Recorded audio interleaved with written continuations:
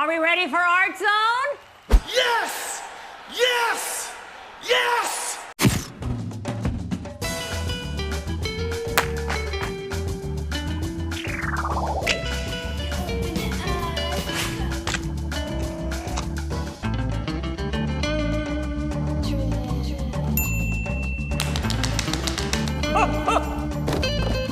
Hello, hello. Hit it, hit it!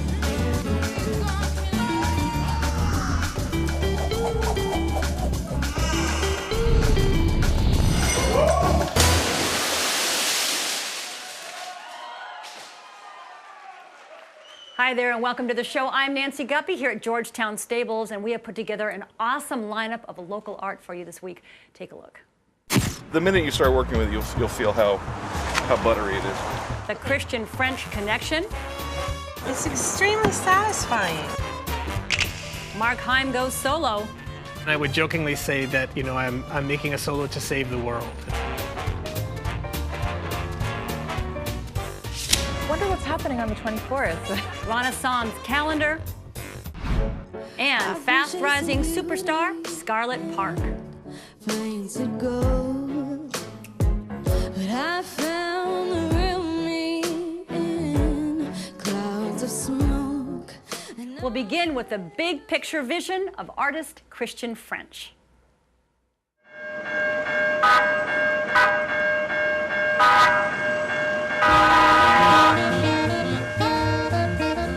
I'm Christian-French, and this is my installation here at the corner of Roosevelt and Northeast 66th. This is the site of the Link Light Rail, the future Roosevelt station for Sound Transit. This installation is part of the Sound Transit's public art program. And this is a series of charcoal drawings that I've done and turned into etched stainless steel plates that people can come and make rubbings from. And so the essential process is people can bring their own paper and their own medium and then go home with a work of art, or 6 works of art. These drawings are from a series of old tools that I've collected. There are a lot of tools that are sort of obscure to us. It used to be everybody had a hammer, everybody had a saw. Nowadays, you can function in our world without a coping saw, without tin snips, without fencing pliers. Who knows what fencing pliers are now these days? So it's what used to be juxtaposed against what's coming. And what do we use to build the future? I think it's important in art to give people a way in. So being able to participate is a way in. Making an artwork that is pointing to the world we shape and the way we shape it through these tools, that also gives you a way to interact with the work and take the work home. That's nice and waxy. Maybe they never know that tools are a metaphor for the body. Doesn't matter. Maybe they only do one and they hang it on their wall. Doesn't matter. Maybe they throw it out. Doesn't matter. All I'm trying to do is set up the opportunity for people to engage. So pretty much you can use anything you want. The basic ingredients are paper and some kind of medium. So you got different kinds of paper. You got newsprint, you got sketch paper, you got tracing paper, you got copying paper, oil pastels, charcoal, graphite. You can pretty much use whatever you want. I've used beets, I've used curates. Beets are better. Pretty much you want your paper to be tight up against the plate. Here's graphite, here's charcoal, here's a rubbing crayon, and oil pastel. This is what graphite looks like. This is charcoal. Rubbing crayon is a little waxier, and then, oil pastel has a real buttery quality to it and allows you to bring color in. I have to say that the first day we came out here and had it up, I was surprised by how many people came up with ideas that I hadn't thought of. Here I am, I care about the tools, I care about the drawings, I care about the finished prints. I make rubbings that are single tools. But,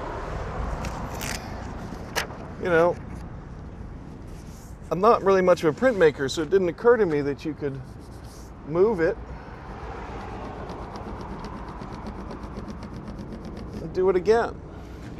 It didn't occur to me that you could move it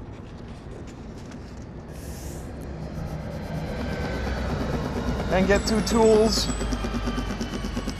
on one print. Didn't occur to me that you could move it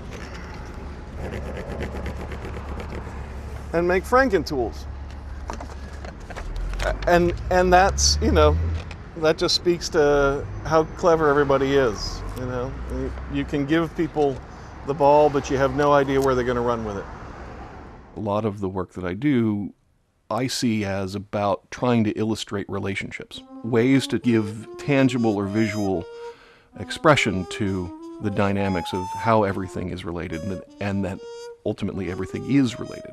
There is a phrase, all 10,000 things reveal great radiance. And the essential point of that is a vision, an understanding of the world that everything is interconnected, and that the phenomenal world that is experienced as different points becomes a unified whole and expresses the sort of radiance of unity. And that's, you know, mostly informed from a Buddhist perspective. You know, how do you take that understanding, how do you take that position that says everything is connected, and how do you embed that into people's daily experience? Public art is about embedding meaning into people's travels, essentially. You can use just this edge, and you'll, the minute you start working with it, you'll feel how buttery it is. Okay. So you just have to, I'm trying to remember what mine looks like. It's extremely satisfying. It's like magic. I love the feel of it. There's something very satisfying about making a rubbing or making a print, and you know, it's hard to know when to stop.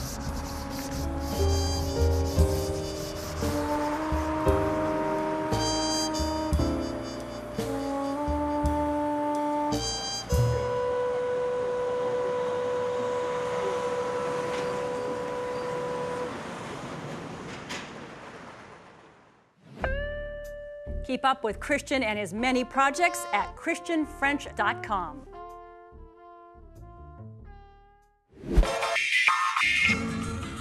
The Seattle dance scene is ripe with top-notch dancers and choreographers, and one of the very best is Mark Haim, who has a new solo work. It's titled Parts to a Sum, and joining me now is the man himself. Hello, Mark. Hey, Nancy. Welcome. Now, you've had a very long career, very illustrious 4 decades, basically, and you've choreographed for major dance companies around the world and local, like Wim Wim, very wonderful company. But you didn't really go full-on into dance until you were 17 years old.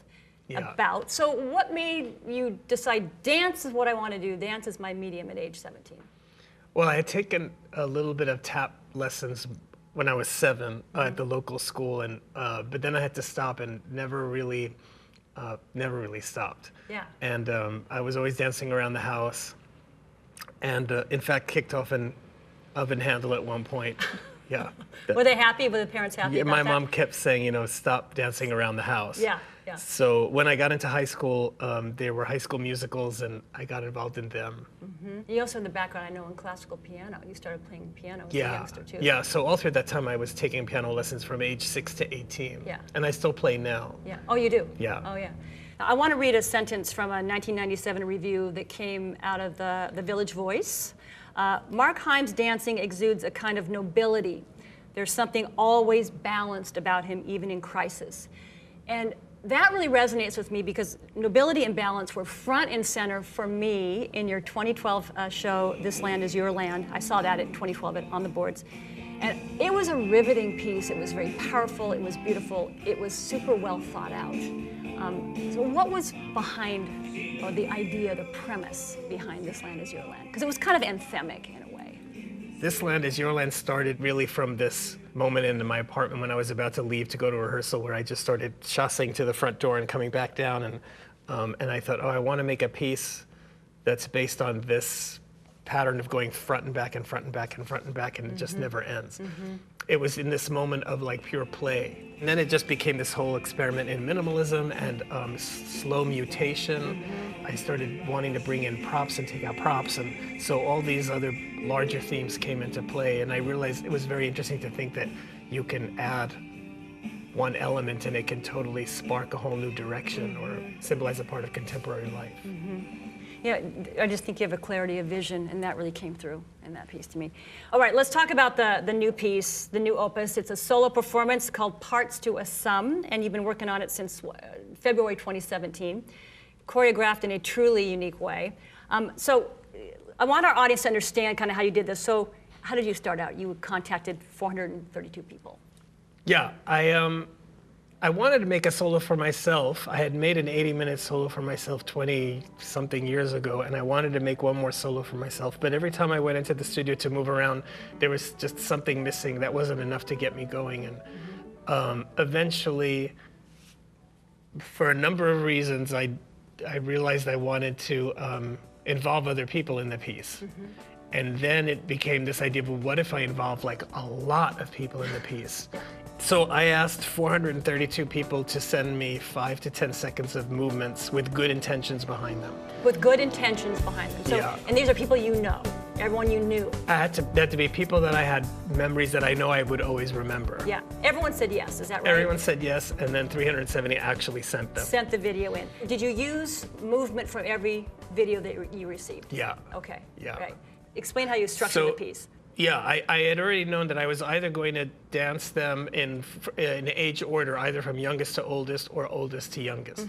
So I decided to do it from oldest to youngest. Well, for a number of reasons, but a big reason was that I felt like the younger people would give my body more of a run for its money, and so I wanted to be warm.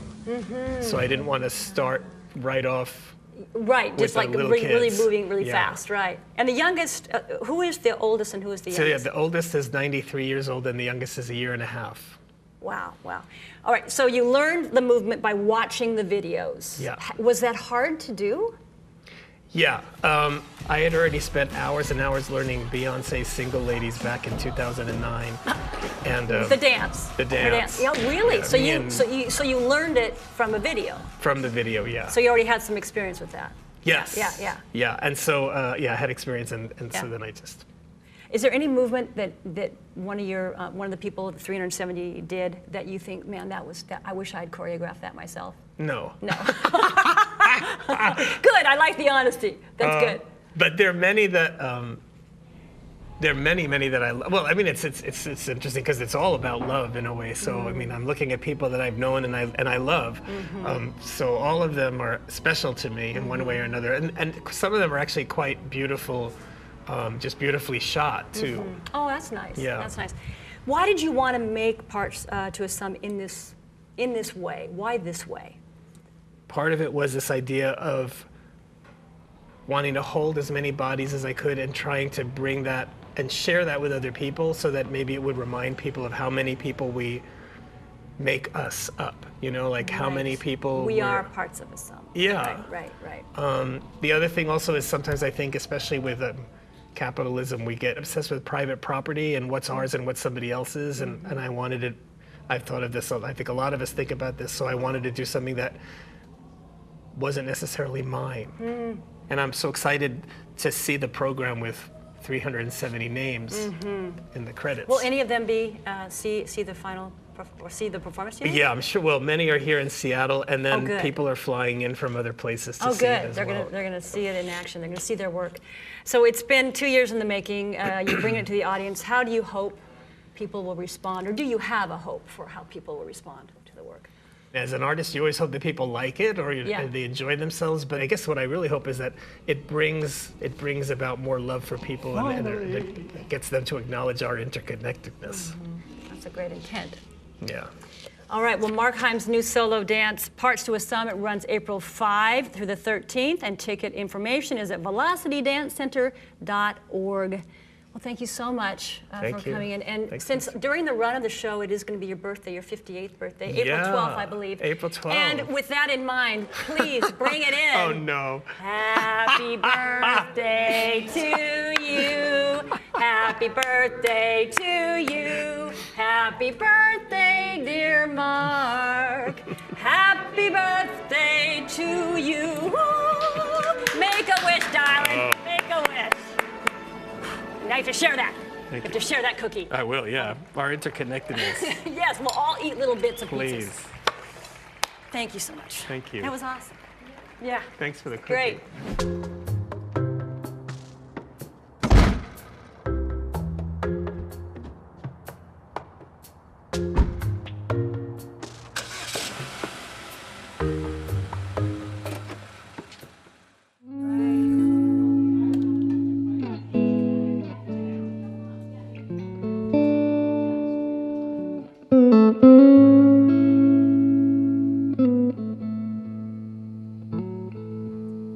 Well, hey, nicely done. Our musical guest this week is a dynamo, Scarlet Parke. Hello, you. And dig the shoes. Go, give it a nice side shot there. Can you see that, Vince? Isn't that nice? Yeah, she's styling. She's styling.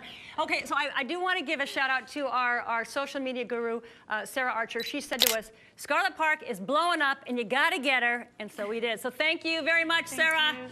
So let's meet your cohorts here. Your very talented cohorts. Who's this? This is Jake Crocker. An amazing, fantastic producer and so much more. Good friend, everything else. Yes. This guy here. And this is Demeter Yordanov. Yordanov. From Bulgaria. From Bulgaria. Fresh off the boat. And you're here with us. And you're here. Now His debut show. So you have a lot going on in your universe. So first and foremost is the new record, which is called Flight Risk. Flight Risk, and you are the producer of the record. Yeah, we teamed together. So this is your debut statement to the world. Yes. How are you? Did it meet your expectations? Is it what you wanted it to be? Yes. Yeah. Yeah. It does. How would you describe it? Oh gosh, it's an emotional roller coaster, like my life has been for the last 5 or 6 years. Sure. You know, those 20s are. Oh, they're crazy. I always was happy. I was happy when they were over. Actually. Yeah, but, totally. Yeah. No, I think that it turned out just beautifully, and I'm so happy with it. And I think that Jake really captured the essence of the songs and gave them beautiful beats, but still let the lyrics and voice shine through. Well, I know what I've heard is great.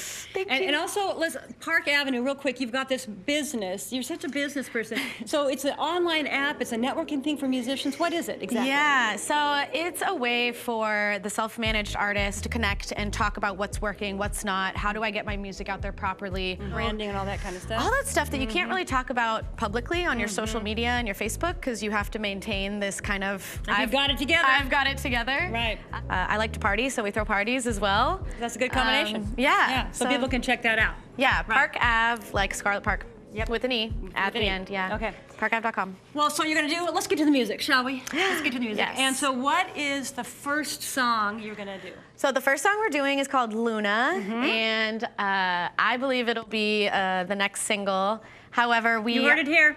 However, we are having a listening party very soon before it comes out, and we'll actually be leaving it to people to vote on what the next single will be. Oh, I love that. That's so 2019. Man almighty. All right, so are you ready to do Luna? Yes. You ready over there? Ready. Okay. Let's do it. Well, let's do it. Ladies and gentlemen, Scarlet Parke.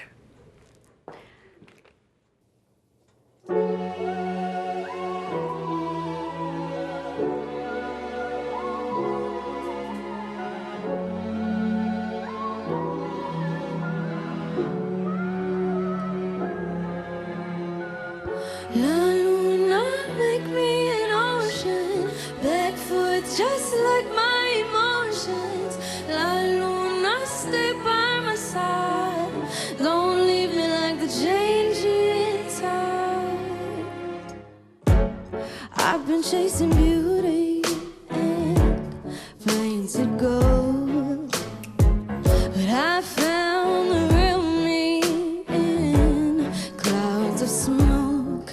And I had a revelation, I should really have more patience. But then I look at the time and I notice I'm behind.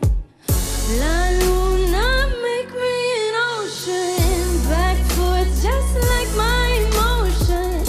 La luna stay by my side, don't leave me like the changing tide. La luna, la luna, la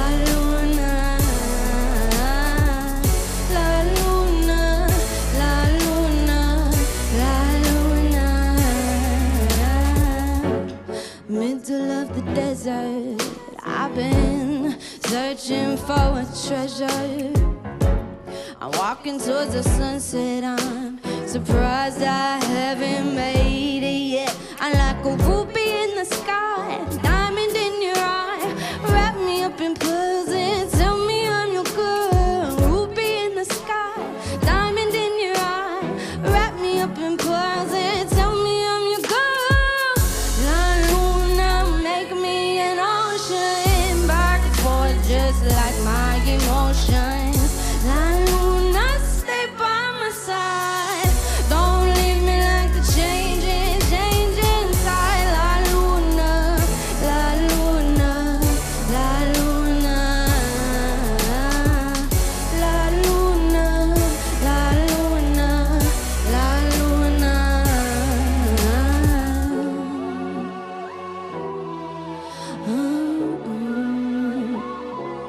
Make me an ocean.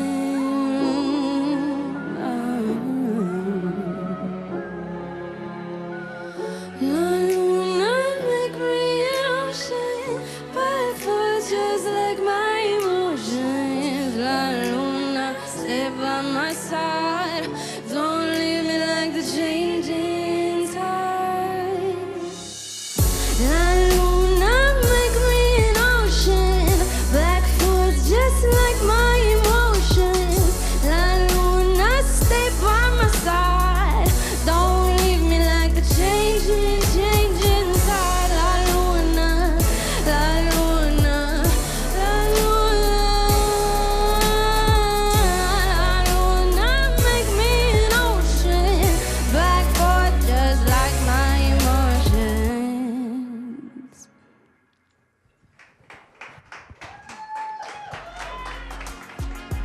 Scarlett Parke's debut record, Flight Risk, drops in early June. Also, Scarlett plays this year's Capitol Hill Block Party. Catch her live set on Saturday, July 20th. There's a couple ways you can get away from a bad situation.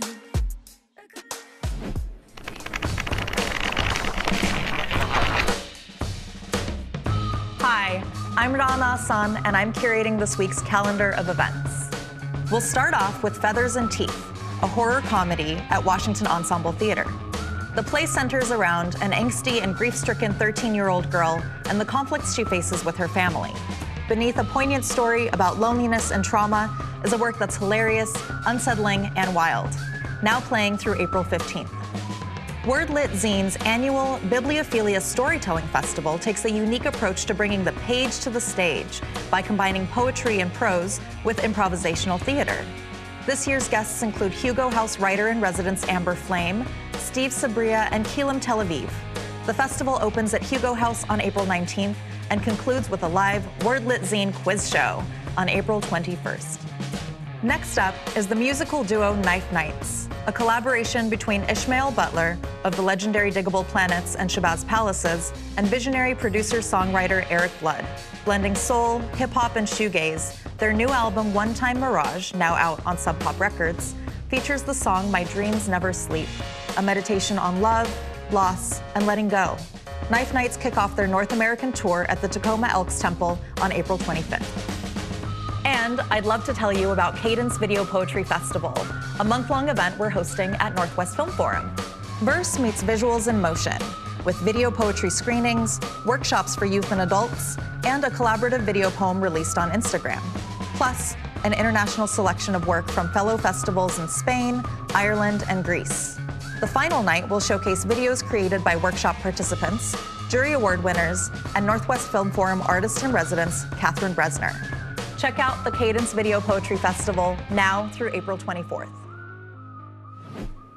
Thanks, Rana. Before wrapping up, I want to give a big shout out to this wonderful place, Georgetown Stables. Now, owner John Bennett, a great supporter of local artists, has allowed us to shoot here for nearly 3 years, and we are beyond grateful for his generosity. But Georgetown Stables is a whole lot more than just a TV set. It is really one of the coolest event venues in town and can accommodate whatever you dream up. weddings, graduation parties, memorial services, business conferences, anniversaries. Joe and I celebrated 30 years of wedded bliss in this very room, and it's a super user-friendly space. It has a kitchen, a stage, 2 bathrooms, and a big old makeup mirror with an excellent vibe and killer rates. For more information, including how to book your event, go to their website, georgetownstables.com. And that's it. Thanks so much for tuning in, and join us next time. We will be having an all-music show featuring 4 local bands in celebration of Record Store Day 2019. It's going to be a blast. Driving down the party, we'll make our way through Burley as we scramble up some change to make it home by 2:30. In the end, we always end up dancing in the moonlight. So we like the way our faces feel when we are getting high. Oh, oh, oh, oh, we're never going home. Oh, oh, oh, where we are, nobody knows. Oh, oh, oh, and as long as we're here, we got nothing, nothing.